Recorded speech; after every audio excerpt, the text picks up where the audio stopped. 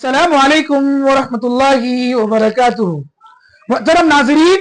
वासिफ अली वासिफ ने क्या ही खूब कहा है कि इंसान गुनाह करने की वजह से जहन्नम में नहीं जाएगा, बल्कि गुनाह करने के बाद उस पर मुतमइन रहते हुए हर धर्मी का इख्तियार करके उस गुनाह पर नदामत और शर्मिंदगी इख्तियार ना करके अपने आप को तौबा और रुजू इल्लाह करने वाला ना बनाकर जहन्नम में जाने वाला बनता है। गुनाह होना इंसान का खासा है, गलती होना इंसान का खासा है, लेकिन इसी खासियत के साथ इंसान की एक और खासियत भी है, वो ये है कि इंसान को अपनी गलती और गुनाह का एहसास हो और उस पर वो नदामत के आंसू बहाए और अपने रब के हुजूर में तौबा करे। अल्लाह ताला